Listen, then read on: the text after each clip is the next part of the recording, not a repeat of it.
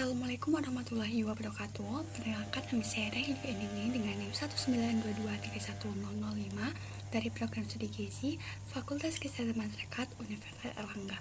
Di sini saya izin mempresentasikan terkait analisis pola pemberian makan pada balita dengan metode indikator for assessing infant and young child feeding atau IECF. Salah satu indikator yang mencerminkan permasalahan gizi adalah prevalensi stunting yang tinggi. Menurut survei status gizi Indonesia atau SSGI tahun 2024, prevalensi stunting nasional mencapai 19,8% yang mengalami penurunan sebesar 1,7% dari 21,5% pada tahun 2023. Meskipun demikian, angka tersebut masih jauh dari target nasional yaitu sebesar 14,2% pada tahun 2029.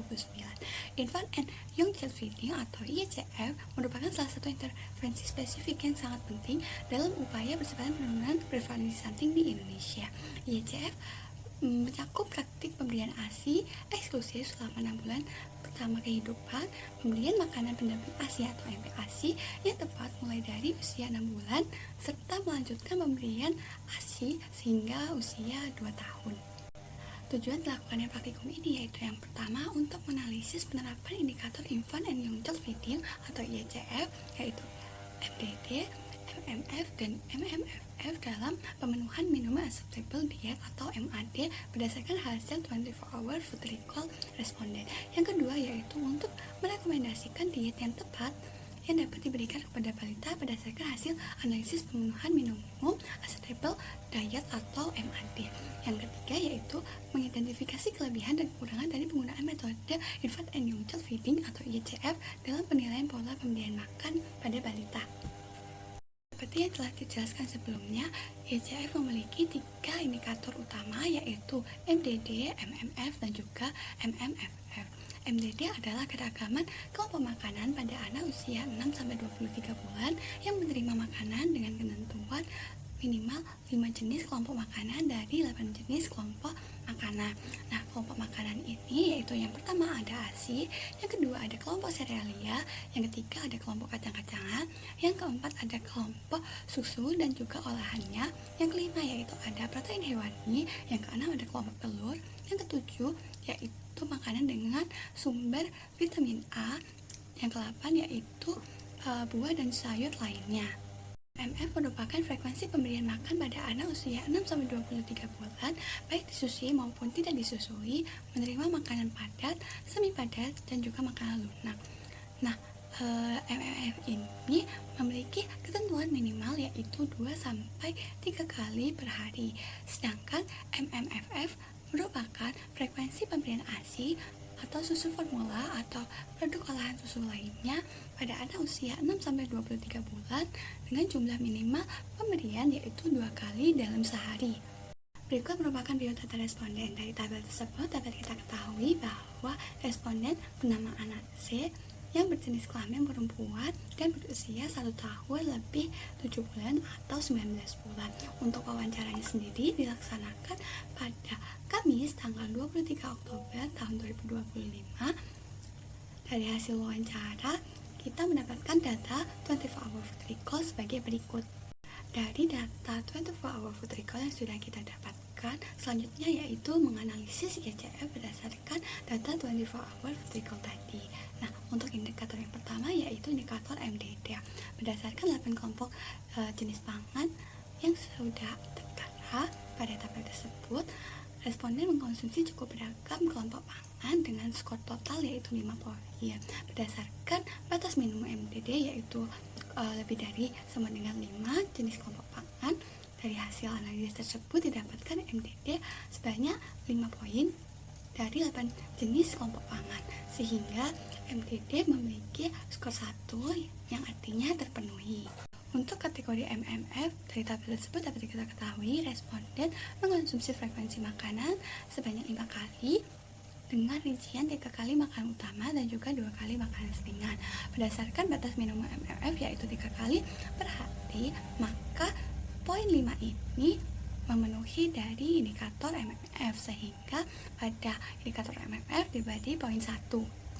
Pada indikator MMFF, dari tabel tersebut dapat kita ketahui frekuensi konsumsi susu formula pada responden sebanyak 5 kali per hari. Berdasarkan batas minimum MMFF yaitu 2 kali per hari, hasil tersebut atau skor 5 tersebut yang artinya memenuhi dari indikator MMFF sehingga MMFF diberikan skor 1. Selanjutnya, dari analisis 3 indikator utama tersebut akan dianalisis pemenuhan minimum sustainable diet. Nah, dari tabel tersebut dapat kita ketahui bahwa semua indikator memiliki skor 1 poin dan keseluruhan totalnya yaitu 3 poin. Nah, skor MAD 3 poin ini artinya memenuhi pola pemberian makanan pada bayi dan anak. MAD yang memenuhi berarti keragaman pangan, frekuensi pemberian makanan, dan frekuensi pemberian ASI maupun susu formula atau dari produk olahan susu lainnya sudah baik. Selanjutnya yaitu rekomendasi diet bagi balita berdasarkan pemenuhan MAD. Nah, berdasarkan hasil 24 hour recall yang menunjukkan bahwa balita kurang mengkonsumsi sayur serta memiliki kebiasaan mengkonsumsi cemilan kemasan yang tinggi gula, maka perlu dilakukan perbaikan pola makan secara bertahap. Dari salah satu indikator IHCF yaitu MDD, meskipun konsumsi kelompok pangan, buah dan sayur lainnya memiliki skor 1, namun jika dikaitkan dengan hasil 24 hour recall, konsumsi buah memang dapat dikatakan baik, namun untuk konsumsi sayur sangat dapat dikatakan kurang karena pada hari food recall tersebut balita tidak mengkonsumsi sayur sama sekali, sehingga ibu balita dianjurkan untuk memperbanyak pemberian sayur setiap kali makan, seperti menyajikan sayur dalam bentuk atau potongan yang kecil-kecil sehingga balita mudah mengunyah atau menelan sayur tersebut. Selain itu, konsumsi makanan yang tinggi gula sebaiknya dibatasi dengan menggantinya seperti buah potong maupun puding buah tanpa tambahan gula tambahannya, yaitu kelebihan metode IHCF. Yang pertama yaitu dapat memantau dan juga memandu praktik pemberian makan pada bayi dan anak. Yang kedua yaitu memberikan gambaran terkait praktik pemberian makan pada bayi dan anak terhadap kejadian stunting. Yang ketiga yaitu dapat mengidentifikasi faktor penentu sebagai bahan intervensi gizi. Selanjutnya yaitu kekurangan metode IHCF. Yang pertama yaitu penilaian digunakan dalam skala populasi. Yang kedua yaitu bias ingatan yang dapat terjadi dan dapat mempengaruhi validitas temuan. Berdasarkan hasil analisis dengan metode Infant and Young Child Feeding atau IHCF, dapat disimpulkan bahwa metode IHCF dapat membantu dalam menilai pola pemberian makan pada bayi dan anak usia 6-23 bulan melalui indikator minimum dietary sensitivity atau MDD, minimum milk frequency atau MMF, dan juga minimum milk feeding frekuensi atau MMFF.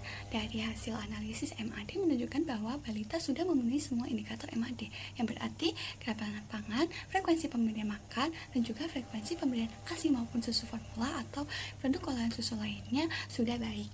Peran yang dapat diberikan dalam praktikum ini yaitu yang pertama, mahasiswa perlu meningkatkan keterampilan pengambilan data melalui wawancara, terutama pemilihan data melalui wawancara di lingkungan masyarakat. Yang kedua yaitu setelah wawancara selesai, dapat mengkonfirmasi ulang informasi yang didapatkan kepada narasumber sehingga data yang diperoleh dari hasil wawancara merupakan data yang valid. Berikut merupakan daftar pustaka yang saya gunakan. Terima kasih atas perhatiannya. Mohon maaf apabila kesalahan kata maupun ucapan. Wassalamualaikum warahmatullahi wabarakatuh.